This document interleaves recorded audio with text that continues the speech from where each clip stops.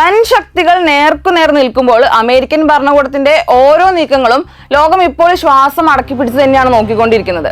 എന്നാൽ ഈ യുദ്ധം ശരിക്കും ആർക്കു വേണ്ടിയാണ്? ഇസ്രായേൽ പ്രധാനമന്ത്രി ബെഞ്ചമിൻ നെതന്യാഹുവിന്റെ രാഷ്ട്രീയ താല്പര്യങ്ങൾക്കായി ഡൊണാൾഡ് ട്രംപ് അമേരിക്കൻ സൈന്യത്തെ ഇറാനിലേക്ക് പണയപ്പെടുത്തുകയായിരുന്നോ? ഈ ചോദ്യങ്ങൾ ഉയർത്തി കാണിക്കുന്നത് മറ്റാരുമല്ല, മുൻ American vice president Kamala Harris ആണ്. കമല ഹാരിസിന്റെ ആരോപണങ്ങൾ അമേരിക്കൻ രാഷ്ട്രീയത്തിൽ ഇപ്പോൾ വലിയ പ്രകമ്പനമാണ് സൃഷ്ടിച്ചുകൊണ്ടിരിക്കുന്നത്. അമേരിക്കൻ സൈന്യത്തെ ഇറാനുമായിട്ടുള്ള നേരിട്ടുള്ള സംഘർഷത്തിലേക്ക് വലിച്ചിഴച്ചത് നെതന്യാഹു ആണെന്ന് അവർ തുറന്നടിച്ചിരിക്കുകയാണ്. വർഷങ്ങളായിട്ട് ഇറാനെ തകർക്കാൻ ശ്രമിക്കുന്ന ഇസ്രായേൽ നേതൃത്വം അമേരിക്കയുടെ ഈ സൈനിക ശക്തിയെ സ്വന്തം ലാഭത്തിനായിട്ട് ഉപയോഗിക്കുകയായിരുന്നു എന്നാണ് ഇപ്പോൾ വിമർശനം ഉയരുന്നത്. അമേരിക്കൻ ജനത ആഗ്രഹിക്കാത്ത ഈ യുദ്ധം രാജ്യത്തിന്റെ അന്താരാഷ്ട്ര വിശ്വാസ്യത തകർക്കുമെന്നാണ് കമല ഹാരിസ് ഇപ്പോൾ മുന്നറിയിപ്പ് നൽകിയിട്ടുള്ളത്.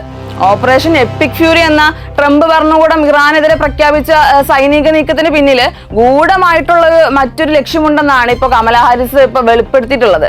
വൻ വിവാദപരമായ എപ്സ്റ്റീൻ ഫയലുകളിൽ നിന്ന് പൊതുജന ശ്രദ്ധ തിരിക്കാനുള്ള ഒരു രാഷ്ട്രീയ പുകമറയാണിതെന്ന് അവർ ശക്തമായിട്ട് തന്നെ ആരോപിക്കുന്നുണ്ട്. ആഭ്യന്തരമായ അഴിമതികളിൽ നിന്നും വ്യക്തിപരമായ തിരിച്ചടികളിൽ നിന്നും രക്ഷപ്പെടാൻ വേണ്ടിയിട്ട് ലോക സമാധാനത്തെ ട്രംപ് ബലി കൊടുക്കുകയായിരുന്നോ? ഹാരിസിന്റെ വാക്കുകളിൽ പറഞ്ഞാല് അമേരിക്ക കണ്ട ഏറ്റവും അഴിമതി നിറഞ്ഞ ഒരു ഭരണകൂടമാണ് ഇന്നത്തെ ട്രംപ് ഗവൺമെന്റ്. ഈ ഭരണകൂടത്തിനുള്ളിലെ വിള്ളലുകൾ പുറത്തു കൊണ്ടുവരുന്നത് മറ്റൊരാളല്ല, അമേരിക്കയുടെ മുൻ ഭീകരവിരുദ്ധ മേധാവി ജോ കെന്റ് ആണ്.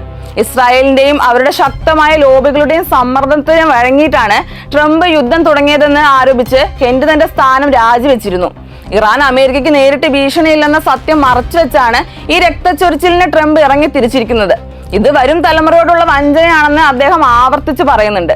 അന്താരാഷ്ട്ര നിയമങ്ങളെയും സഖ്യകക്ഷികളെയും പുച്ഛിച്ചു തള്ളുന്ന ട്രംപിന്റെ വിദേശ നയം അമേരിക്ക ലോക രാജ്യങ്ങൾക്കിടയിൽ ഒറ്റപ്പെടുത്തിക്കൊണ്ടിരിക്കുകയാണ്. ഈ സാമ്പത്തികമായിട്ടുള്ള ഭദ്രത തകർക്കുന്ന അമേരിക്കൻ സൈനികരുടെ ജീവൻ പണയപ്പെടുത്തുന്ന ഈ യുദ്ധം വരാനിരിക്കുന്ന തെരഞ്ഞെടുപ്പിൽ വലിയ മാറ്റങ്ങൾ സൃഷ്ടിക്കുമെന്നത് എന്തായാലും ഉറപ്പുള്ളൊരു കാര്യമാണ്.